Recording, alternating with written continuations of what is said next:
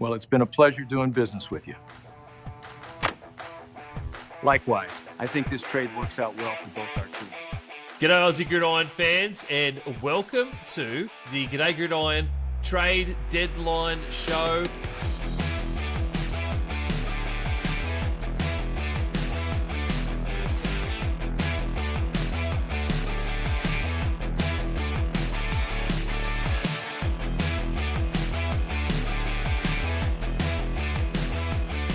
Decided we would do a bit of a show about some trade reactions from everything that has happened at the trade deadline this year for the NFL.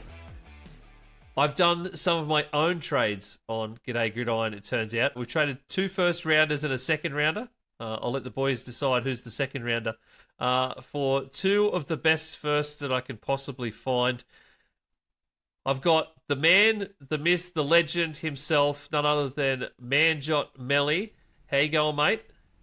Going well. Always love being back on this show, you know. GG, love GG, man. I'm glad you brought me back for the trade deadlines because, you know, I love talking trades and news and everything.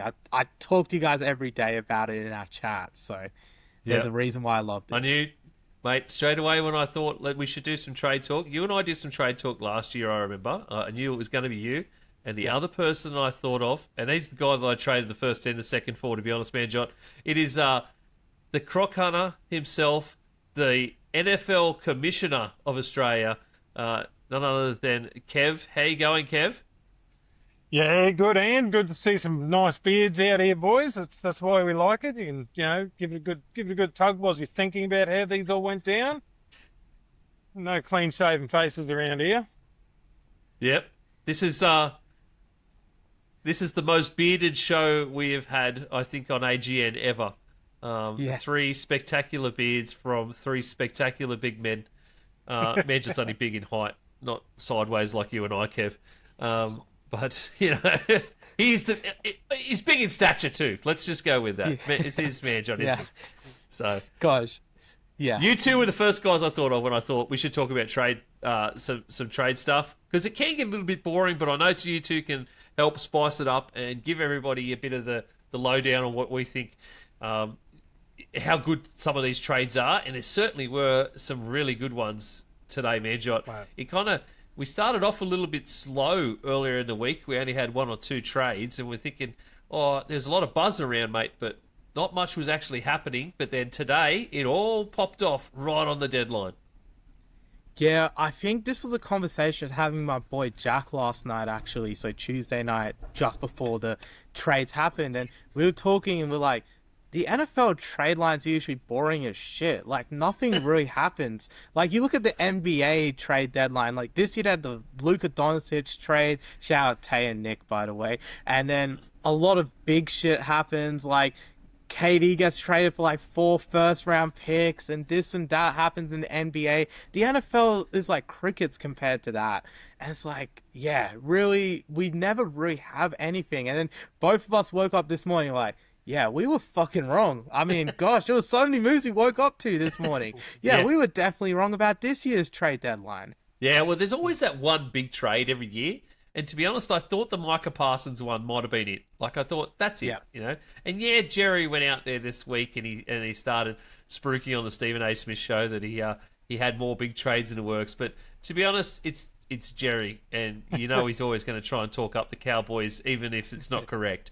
So I thought the Micah Parsons trade might have been it for the year, but we definitely got some massive ones that came through early on. In the piece as well. So we're going to run through all of the trades that happened in the last, I think we said week, didn't we, Kev? The last week? Yeah, I reckon at least the last week. You can probably go back to a couple of the smaller ones earlier on if you want, but I think we're pretty set with where we're at. Yeah.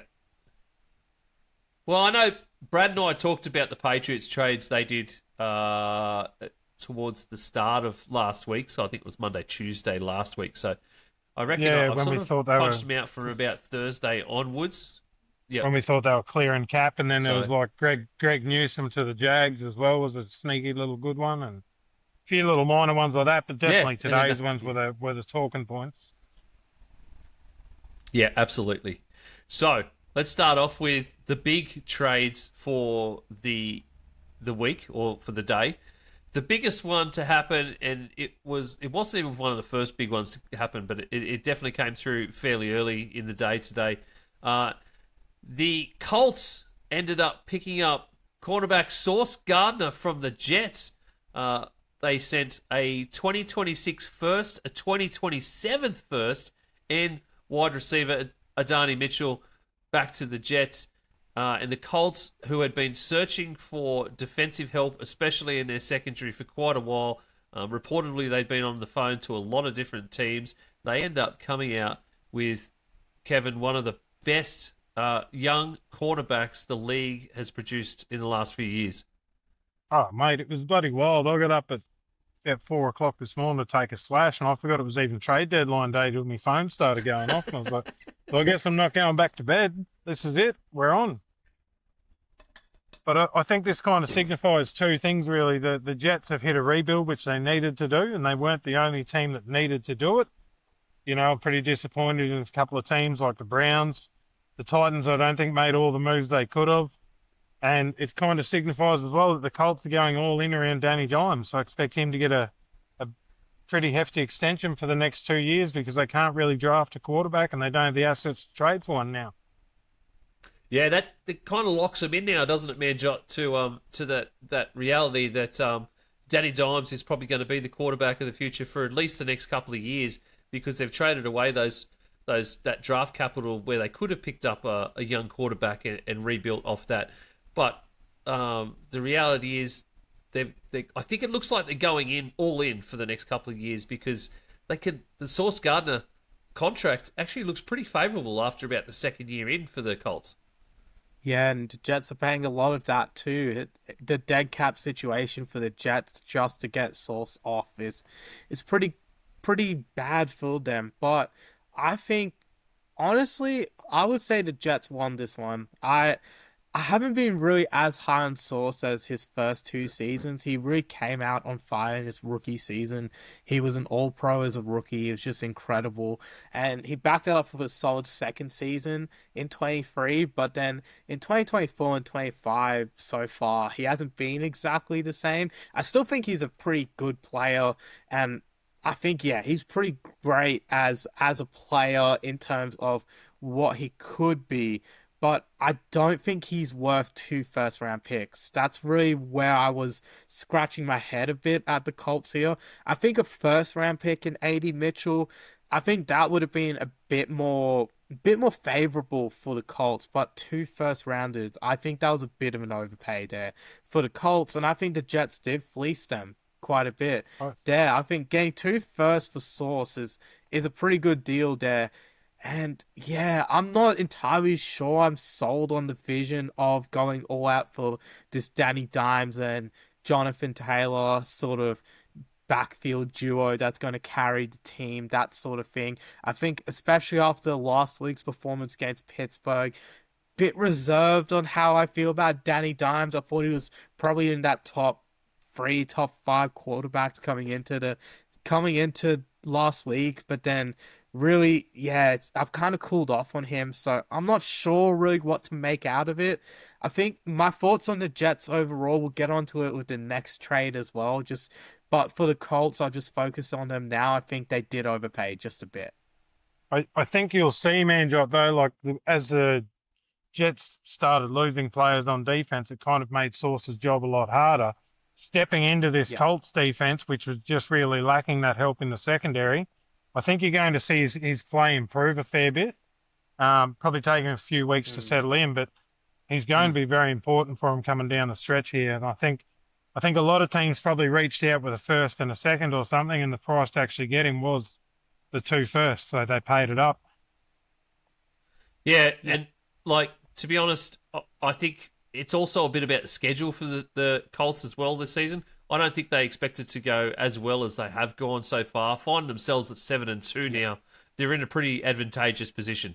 So up till this point, first half of the season, it's no secret they had one of the top 5 easiest schedules in football in the first half of the season. The back end of the season, though, top 5 hardest schedules in football. So it does go from one to the other, and I think this defensive help is just the spark and the little added extra or the little spice that they need to really try and keep that momentum going and maybe let that offense still be able to get comfortable. Maybe let Danny Dimes, or we should call him, he's Indiana Jones these days. We all know that. Yeah. Just let Daniel Jones be able to get more comfortable and not revert back to those bad habits that he had at the Giants. The other problem, I think the other thing here is for the Jets is it seemed like Sauce Gardner was always a Robert Saleh kind of defensive player, and it didn't really fit with the scheme that they're punching for now with Aaron Glenn. He obviously didn't fit in that world. So them being able to get 2 first-rounders and AD Mitchell back for this, and just to be honest, Manjot, I'm not sold on it that the Jets did win this trade because we all know how badly the Jets are at picking draft picks number 1 and then developing their draft picks. So I was going to go on to that as well. No matter the size of their haul, we can do that after we do the next one because they've got a pretty sizable haul now. What I did want to talk about real quickly was AD Mitchell, who obviously found himself on the outer at the Colts after a pretty bad screw up earlier in the season, and he's just been missing time up until then. He weirdly finds himself at wide receiver 2 instantly on the Jets now for the rest of the season. So he's found himself in his own very advantageous position. Right.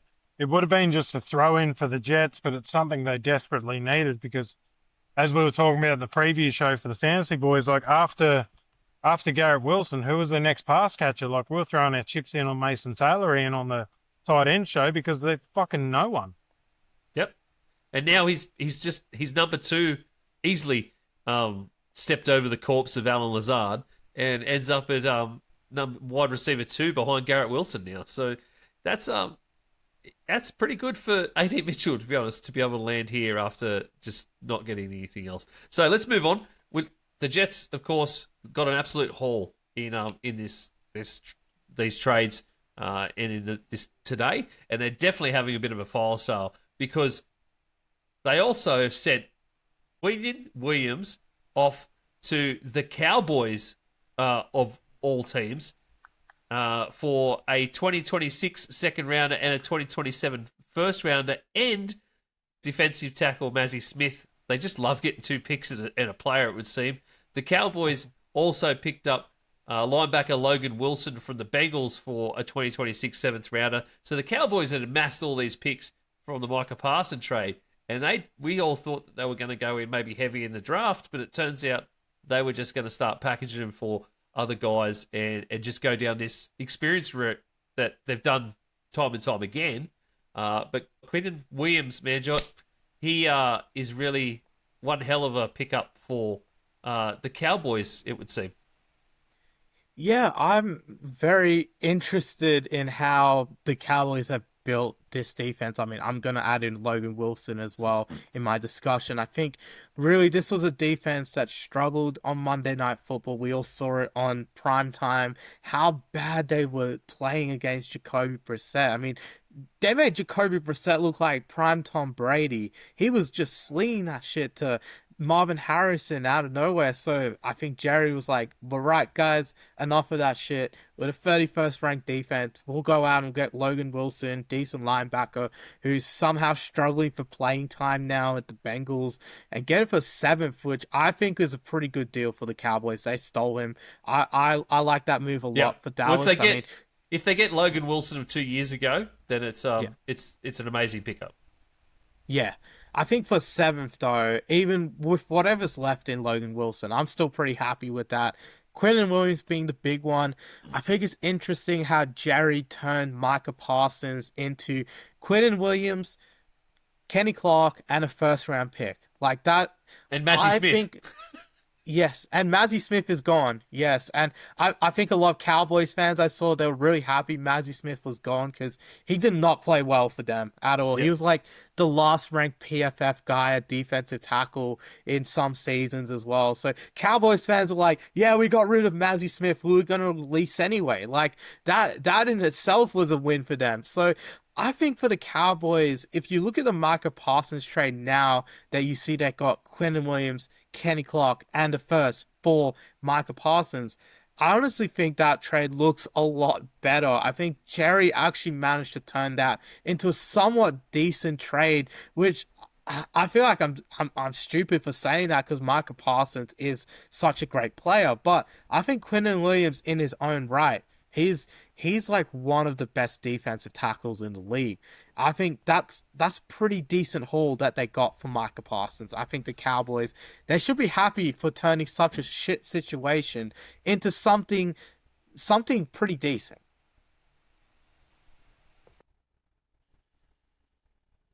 Yeah, Kev, like I really like the Logan. You're right. No, I you're really right, like mate. the You Logan go. Wilson pickup for them, but I feel like they might have overpaid a bit for Quinn and Williams. But at the same time, too, I think Jerry just thinks he's playing with house money. Like, I don't know how many years he thinks he's got left, but he's trying to win another Super Bowl. And, you know, like Manjot said, turning Micah Parsons into those players and still having an extra first-round pick, that's a pretty good deal in the end. I'm not a big fan of the Quinn and Williams, what they paid to get him, but at the same time, too, it's definitely going to help them. Yeah, it's never about the money to Jerry. I mean, it's a good business deal to still end up with a first rounder out all that is in your pocket. Is your own first rounder too, plus someone else's is a pretty good deal.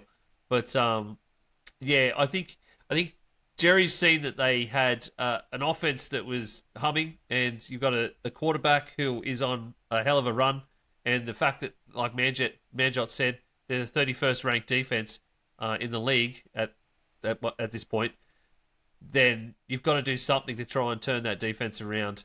And who knows, they might be able to turn that defense around. I'm not sure whether all the Cowboys fans are fully in on it either, though. I broke this news to Brad today, too. This is the second time this year that I've broken Cowboys news to Brad. He had no idea about it. Him and his lack of social media.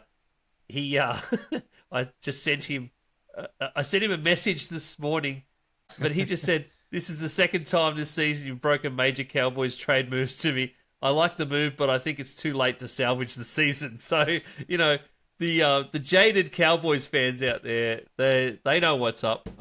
So the Jets have absolutely loaded up in the next two drafts for 2026 and 2027 now. They have a sensational haul.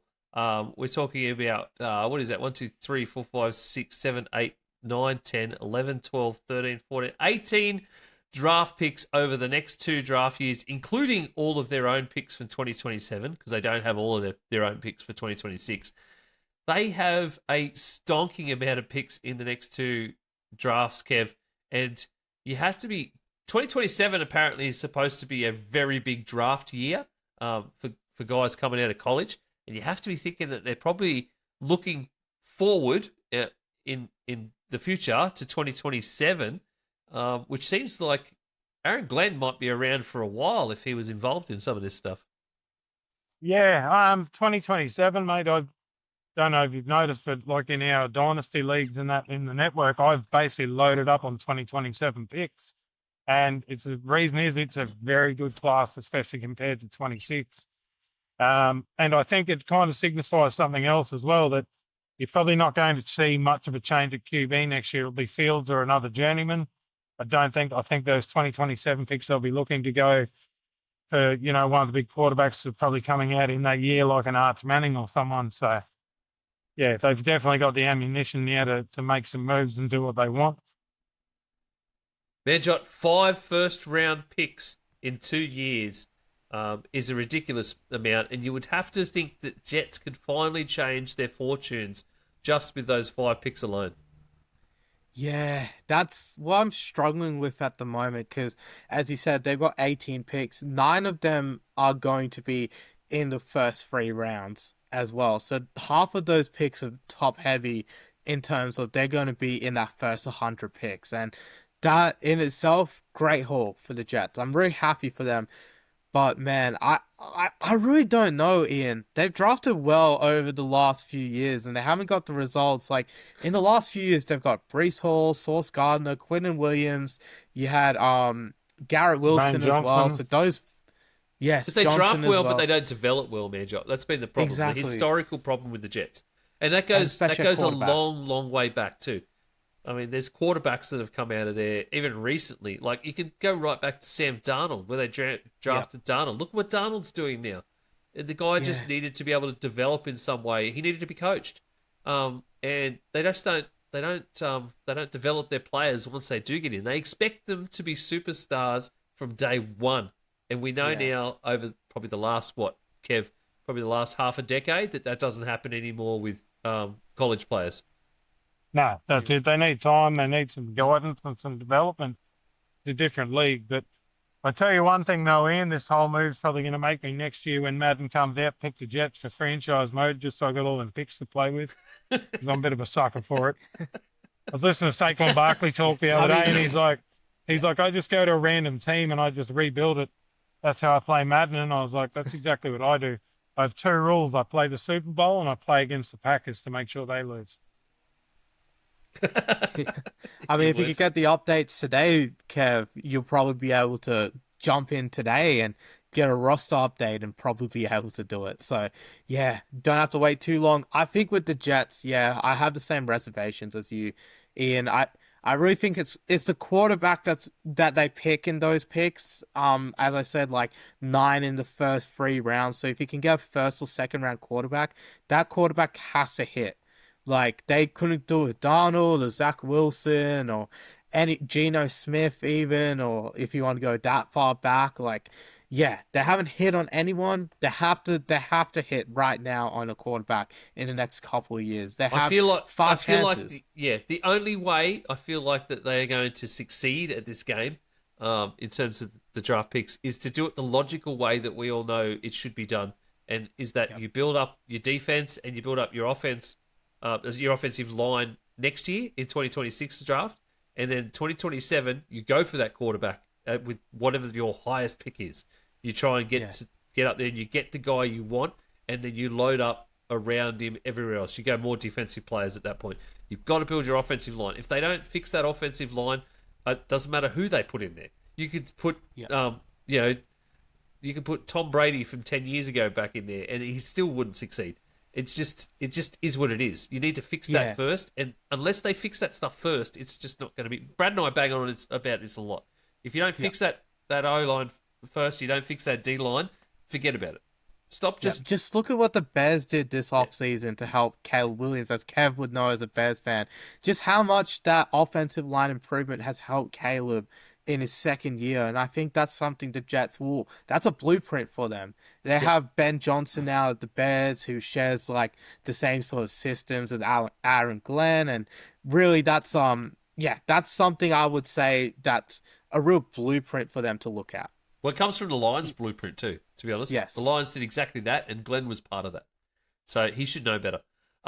Let's move on to the Eagles, who went for 3 trades. Howie Roseman got into his bag, as he does every time we get to either a draft day or a trade day. And Howie Roseman dealt some draft picks and a player for a bunch of stuff in return. The fact that Howie Roseman can still deal a draft pick and get a player and a draft pick back still bamboozles me.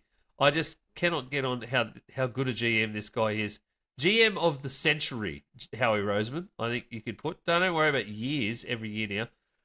Right, let's start with the Eagles got edge rusher Jalen Phillips from the Dolphins for a 2026 third rounder.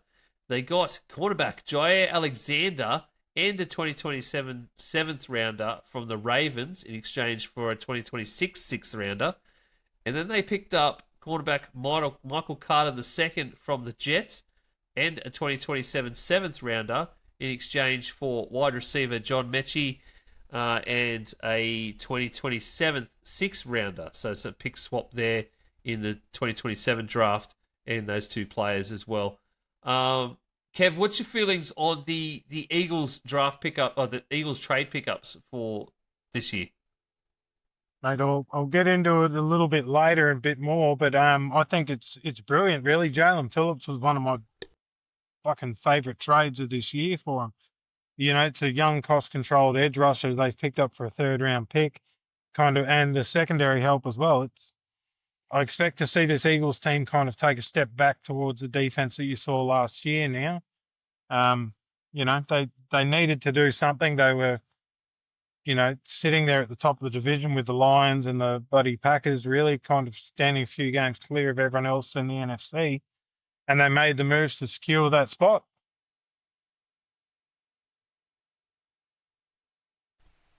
Yeah, it's just a Howie Roseman masterclass as usual. I mean, this guy, he knows the league back to front. He's won 2 Super Bowls with them. He literally rebuilt them from winning a Super Bowl to winning the one last year as well. It's just incredible what this guy has done, and he continues to just absolutely trade his way around the league. I mean, really no team in the NFC was as active as the Eagles. I mean, the Cowboys were really trying to keep up. I feel like that's probably the only team that tried to even keep up in the NFC with the damn Eagles. And really, like Jalen Phillips, I'm a big fan of his. I mean, I had him in a few fantasy football leagues where defensive players were allowed, and I think he really was a monster in 2023. Injuries have really been an issue for him. Probably the same thing you could say about Jair Alexander. I think he's a bit more injury prone and older now, so that's probably why he went for such a lower price, is because he's not as available as he used to be. And I think really the Eagles, they do have the depth at corner now, that with Alexander and Carter coming in. Of course, you got Cooper DeJean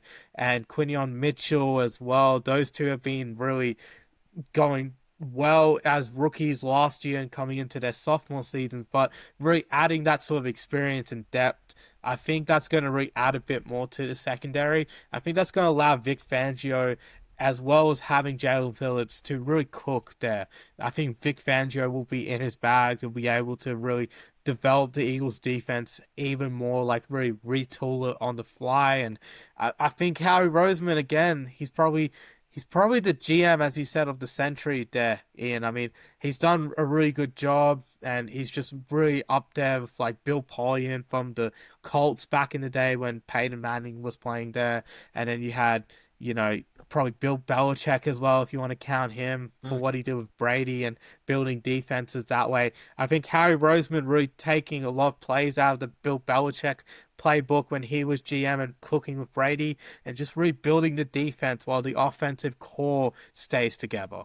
He just keeps being able to provide the team, the coaching staff, with new players every year, and players coming in mid-year as well. And guys that just seem to play enough of a part that keeps them rolling on.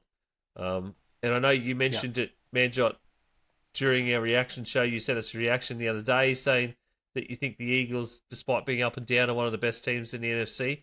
I think this shores them up on defense, where they were actually lacking quite a lot on defense in terms of their depth and the guys' just ability to be able to just focus and do what they're supposed to do week in, week out. They had a lot of people get injured and retire as well. Like Zadarius Smith retired after 5 games. Nolan Smith Jr. is on injured on IR. They've shored it all up now with these additions, and that's what they needed. Like you're going to see the Eagles of last year kind of come to the forefront here. Just defense and grinding games out now, I think. Yep. Yeah. Defense wins championships. That'll always ring true. Yeah, I think as well, like adding to what you said about my hot take that I said here on the overreactions, I think the NFC is very wide open this year. I just thought the Eagles have probably been the most consistent team in the NFC the past 5 years, along with like the Niners and the Rams. I think that's really like the Eagles. They're the defending Super Bowl champions. So really, I think if there's any team in the NFC is going to come out of that big pack of teams that we're seeing, like everyone's 6-2 or 5-3 in the damn NFC right now. Like it's so packed. So I think the Eagles, they're the surest bets, and that's why I said that. These trades just add to that, like why I think this is going to happen. Absolutely. The Chargers were another one that I really wanted to mention. The Chargers ended up picking up offensive tackle Trevor Penning from the Saints, who had a little bit of their own fire sale. They sent Trevor Penning to the Chargers for a 2027 6th-round pick. With the Joe Alt injury, who is now officially out on IR for the rest of the season, I think Penning is a sensational pickup for the Chargers, and it's one that reportedly a few teams were trying to pick up on, but the Chargers end up winning out with the Saints. And I think a 2027 sixth rounder is such a low value pick for a guy who is a pretty decent offensive tackle, and he'll immediately come in and be very, very useful for a Chargers offense that has been absolutely obliterated on the offensive line week in, week out. Yeah, definitely. He can also, he's been kicking inside and playing a bit of guard at the Saints as well. Like, he's just a good experienced player that's going to shore up this O-line that's in desperate need of a team that's still playing really well despite all the injuries they've had. So, to me, it was a fantastic move from the Chargers. And the Saints, it makes sense for them because they drafted Fuaga and Kelvin Banks back to back. So, Penning was always going to be on the way out, so they might as well get something for him. Yep. Yeah. And I think for Penning himself, I think it'll be better for him to go back to tackle than to guard. I think he had a few struggles there at guard, reading like his PFF rankings. I don't really go into the PFF grades anymore. I don't really believe in them as much, but based on that, like, they're saying he hasn't done that well in the guard position compared to when he was at tackle. I think it'll probably be better for him and for the Chargers as well to really get him back outside in that O-line at the offensive tackle position. I think that's probably where his game is more suited at. And I think for the Chargers, losing their top two tackles, really getting someone like Penning for sixth is probably as best as you can do in terms of replacing them. For sure. And then the Saints fire sale continued on when they sent Rashid Shaheed to the Seahawks for a 2026 fourth rounder and a 2026 fifth rounder. So a fourth and a fifth for Rashid Shaheed. And he goes to a Seahawks team who have been sensational on every side of the ball so far this season. He'll end up as wide receiver 2, no doubt, behind JSN, who has already been an unbelievable threat. And he adds... This guy, Rashid Shaheed, is an absolute speedster. He is a bona fide deep threat. He is a fantastic returner as well. So he adds something to that offense that is just going to be electric, where he can just get downfield quick. And you combine that with JSN, who is definitely one of the best route runners and deep ball guys in the league this year, Manjot. And this is going to be electric for the Seahawks from this week onwards, to be honest. Yeah, I mean, after what we saw from Sam Darnold in the first half of Sunday Night Football, it was just absolutely perfect. I mean, adding a guy like Rashid Shaheed is just, like, unfair, really. Like, you're just adding a guy who can just stretch the field for Darnold. It's going to be scary hours for a lot of teams in the league, and I think this is why the Seahawks have been getting a lot of love this week, is just because of how damn good Sam Darnold has played. And I think Rashid Shaheed, he just adds that speedster factor, as you said, compared to like JSN. He's more of the route runner. He's more of a high point sort of guy where you can just get the ball to him, more yards after catch. I think Rashid Shaheed is just all speed. So I think a few shot plays could be coming into the playbook real soon for the Seahawks. Yeah, well, he's your downfield threat, and he opens things up for JSN and Cooper Kupp when he comes back on the underneath. So realistically, it's a move they need. They didn't really need to make it, but he's going to play it a bit better than Torrey Horton, who's been a rookie. And he has a bit of familiarity with the OC there, I believe, as well. So, yeah, the Seahawks are just going to electrify that NFC West now, Manjot. It's just it's unfair. It really is unfair to all of you. It's the most even division in football right now, and now you get the Seahawks basically adding this guy where, obviously your own 49ers have just been smacked with the injury stick again, so you're just holding on by tooth and nail to the record you've got so far. And then the Rams, who Sean McVay can literally coach up anybody. It just becomes unfair. I can see why you say it is just unfair for Darnold I to end think up with these weapons now. even then, like I think this kind of shifts it. I was talking about this with a few people between Seahawks and Rams the other day, like who I think would be better. I was thinking Rams for quite a bit. I think like I was more high on Stafford and Nakua. I think that duo and their young defense is pretty good. But the Seahawks defense is better than the Rams defense. I think now you add Shaheed. I think almost that. I don't think it quite rivals Nakua and Adams in terms of the wide receiver duos we see in the division, but I think it probably does close the gap quite a lot, and I think that's something that, really, I think it's gonna add the Seahawks. I'd probably say they edge in front of the Rams at the moment. I'm not counting out my Niners yet, of course, we're still hanging on. Just a quick aside, I think 49ers fans just overreacting today. Come on, guys. Like, we didn't actually need to make a damn trade, all right? Like, we didn't do any... We made our trades last week. It's all good. Like, come on, guys. We need to ride the season out with who we came with. Yeah. A couple of weeks ago, I got the GG boys, to do some power rankings. And the Seahawks ended up at number 9 in our power rankings, which I think was pretty decent back then. But over after these last 2 weeks, especially this game against this last game, and then this trade today, I reckon that they would take a pretty sizable jump into that top 5 quite easily in our power rankings if I was to get the boys to do them again this week, which I'm not. I'll wait another week or two before I get them to do that. But I think you're going to see them jump way up, especially if he becomes what he's supposed to be or what he can be. The Jags made a move on the back of basically Brian Thomas not being able to keep healthy, and then, of course, Travis Hunter being out on IR now for the next few weeks with an injury and not really flashing as we thought he would. They ended up with a guy who has been asking out of the Raiders for the entire season, wide receiver Jacoby Myers. They sent the Raiders a 2026 4th and 6th round pick for Jacoby Myers, who finally finds himself a new team in 2025, and one in an offense which, again, just like Shaheed, he's probably going to end up with an instant impact, Kev.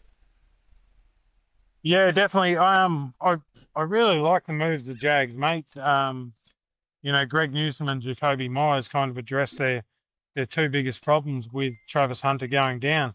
They get a very good, solid veteran wide receiver too, who actually could lead the team in targets when you consider how poorly Trevor's connected with Brian Thomas this year. And Greg Newsome also just fills that void of those defensive snaps at cornerback as well. So the 4th and the 7th was a reasonable price for him. I think the Raiders could have got more if they had asked, honored his trade request earlier in the year. But the other thing was the team that trades for him is either getting him as a rental or going to give him a contract. So I think he's probably 4th and the 7th. He's probably just there to see out this season, see if they can snag the division away from the Colts, and he'll probably be a free agent in the off-season, I'd imagine. Yeah, I tend to agree, and pretty ironic, I think the Jags, I think they probably saw enough of Myers. I mean, they just played against the Raiders like this week as well, so probably saw something in that game where they're like, yeah, let's go out and get this guy who we're just playing against, and he's just joining them on the plane ride home like a couple days later. So yep. I think Myers is a good pickup. I've always been a guy that's sort of thought he's been underrated over the years, and I think Jacoby Myers going to the Jags, I think that will really help Trevor a lot in terms of just consistency at wide receiver. They really didn't have much in the last few weeks apart from Brian Thomas Jr. once Hunter went out with injury, but I think now you have Myers.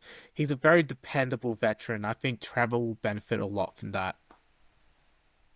In the last couple of trades that happened in the last week, just a few minor ones.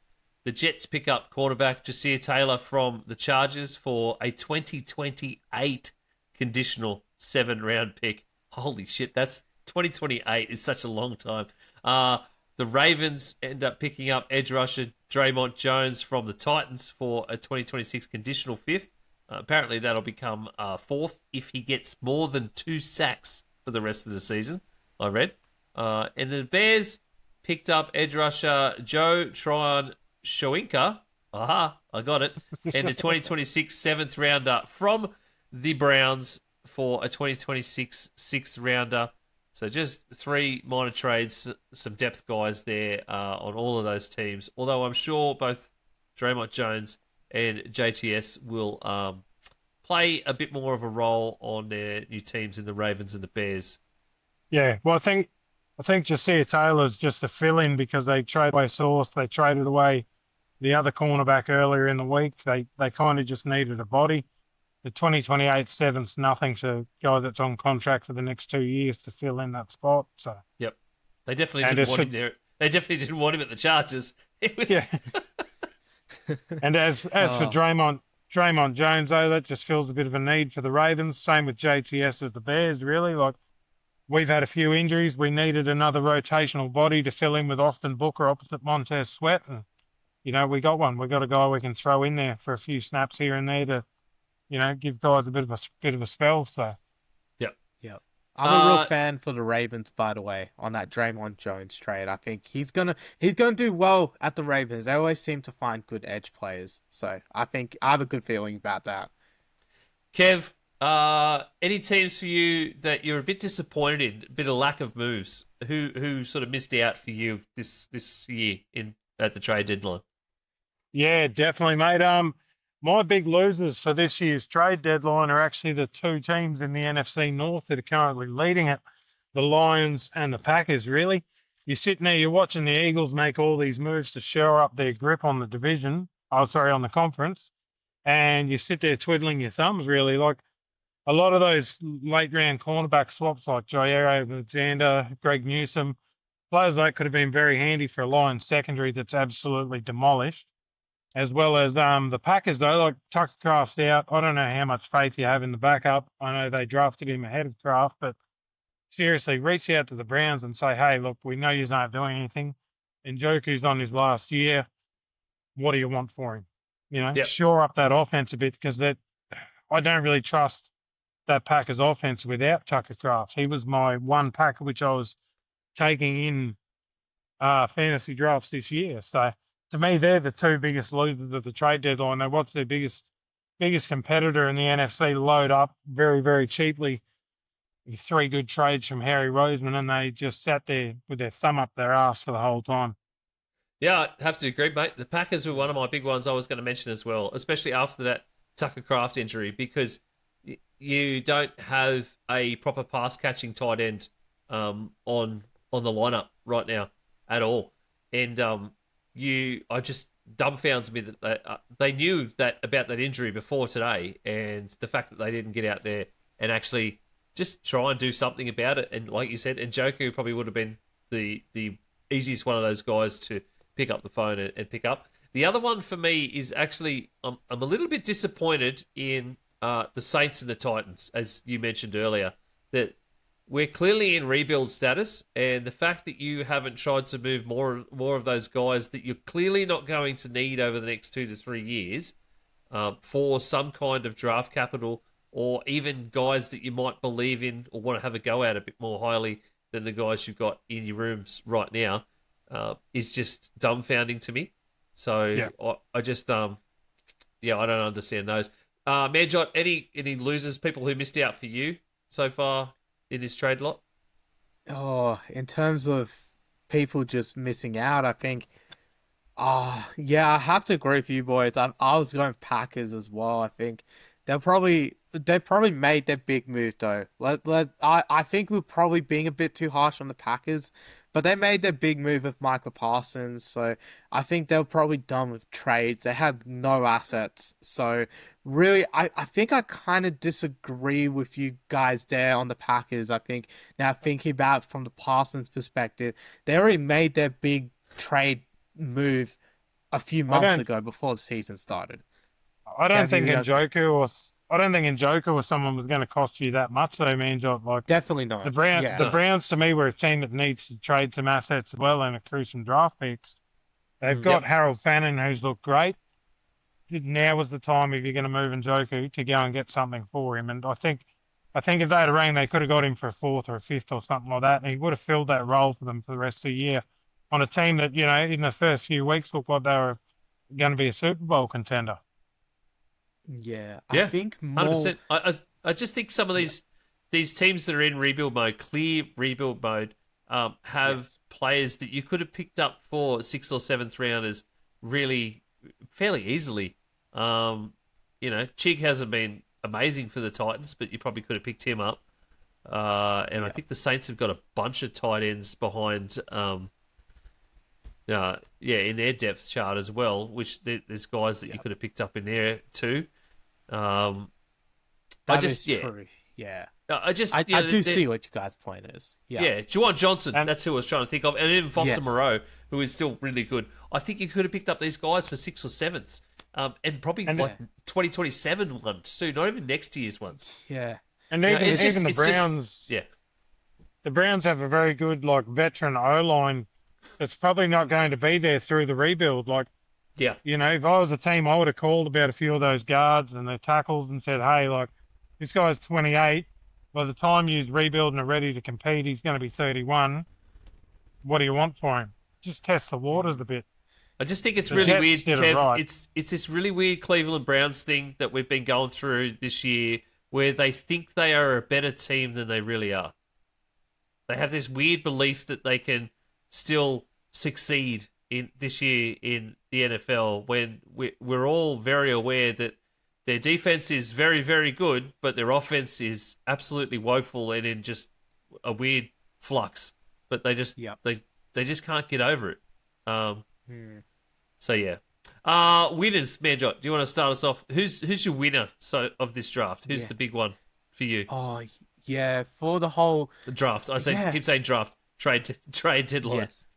Well, I didn't exactly provide my loser, so I'll just quickly throw that one out there.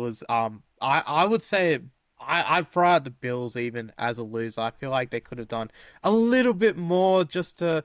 I don't know, there was a few positions I feel like the Bills...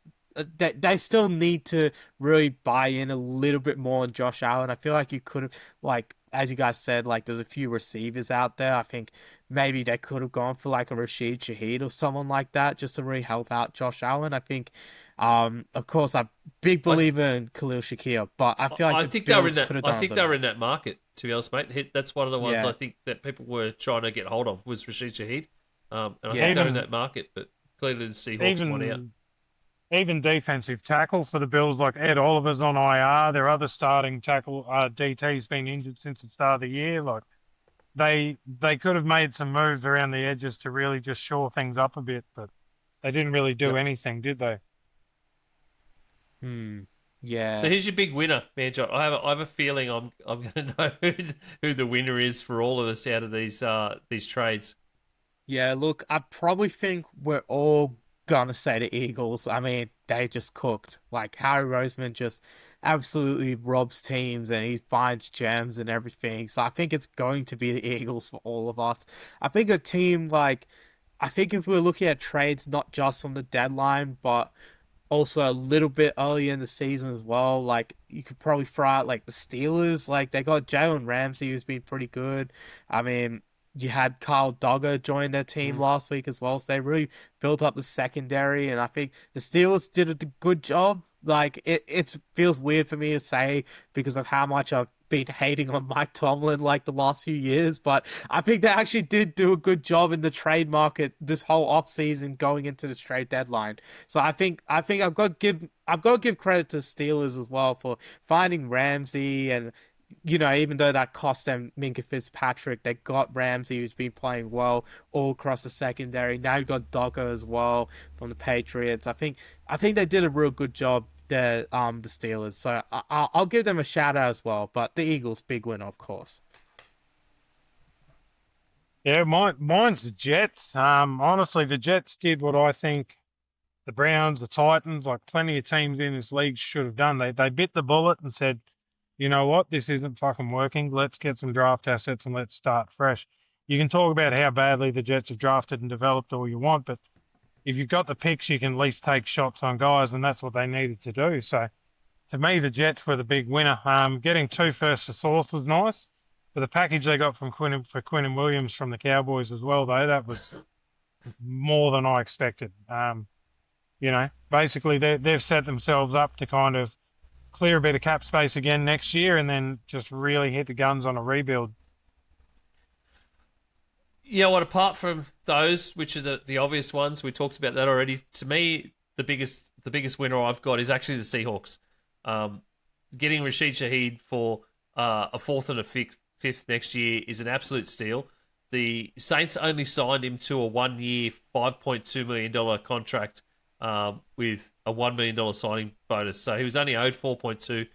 So the Seahawks they basically only have to pay Shaheed $2.1 million in base salary for the rest of this season.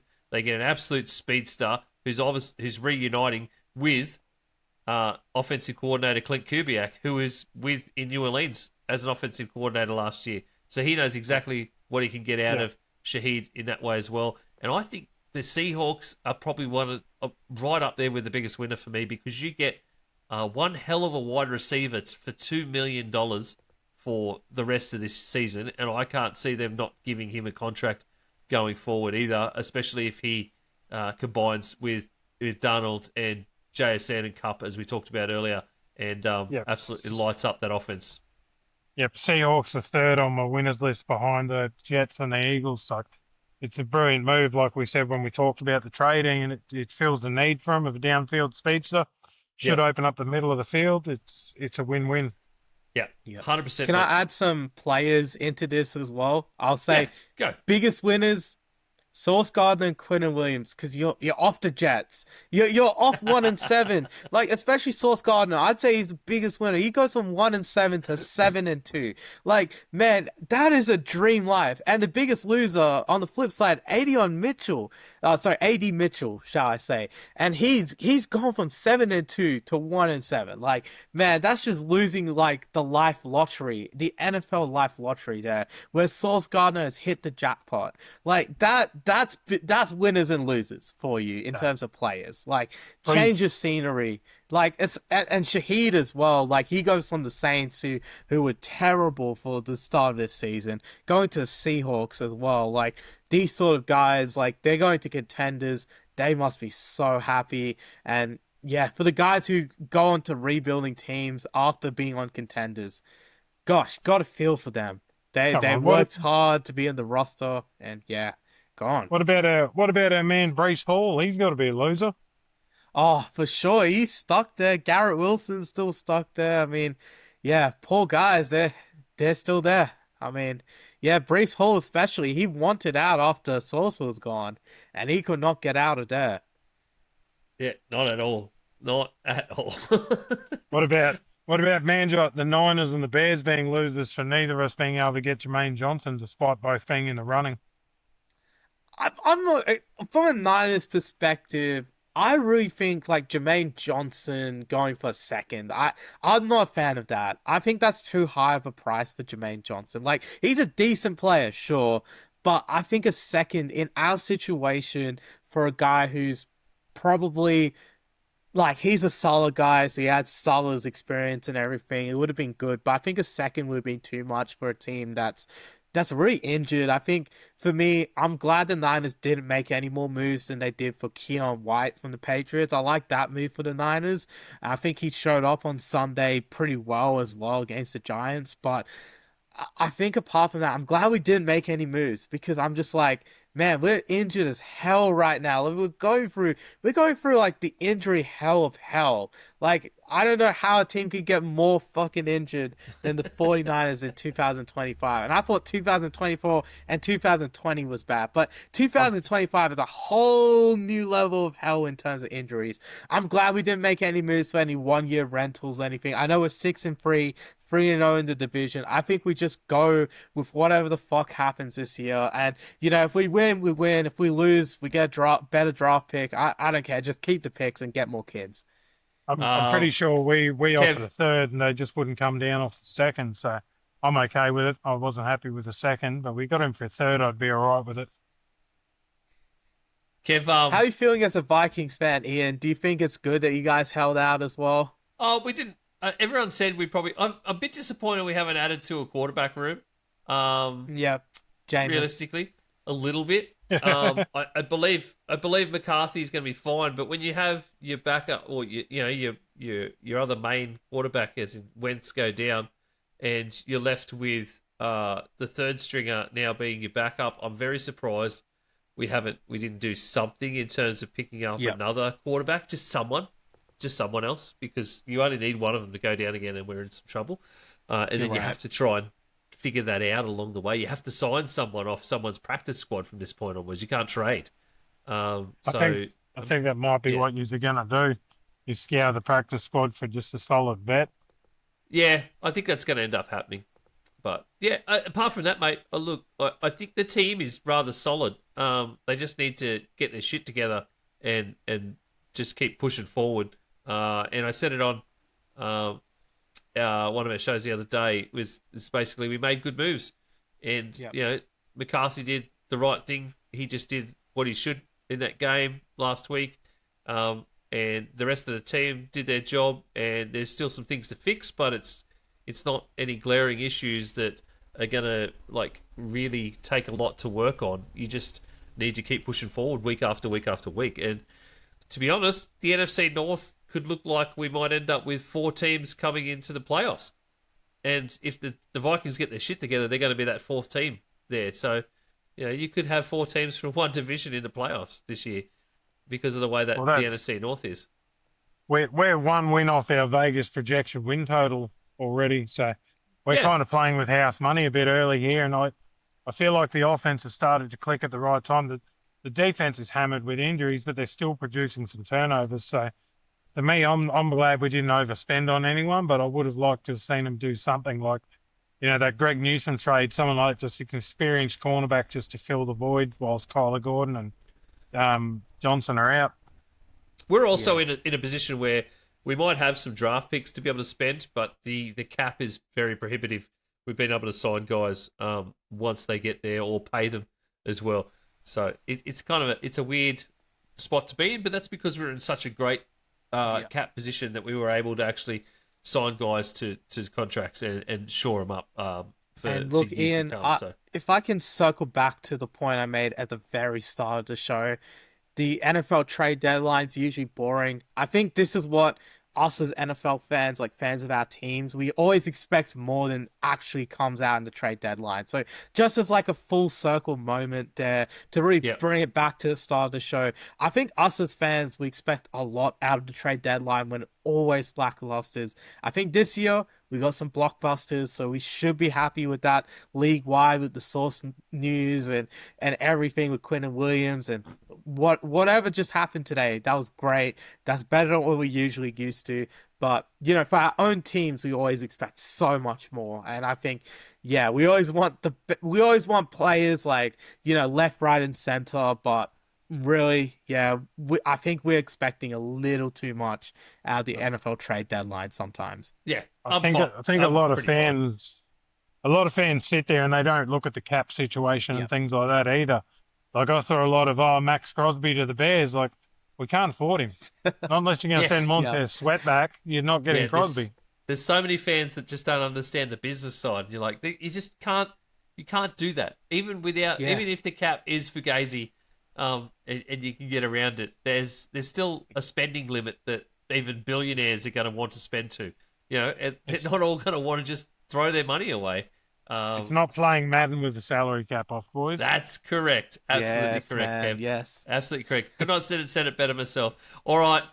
So that's been trade deadline day reactions from us here on the Gday Gridiron show, with thanks to Manjot and Kev from our network, of course.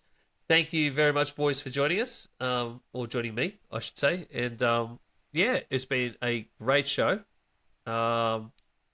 Manjot, you're getting back into a whole bunch of pastry press stuff. So everyone needs to check out Instagram again and check out your game day reels, hopefully, and a bit more long form content coming to the network as well.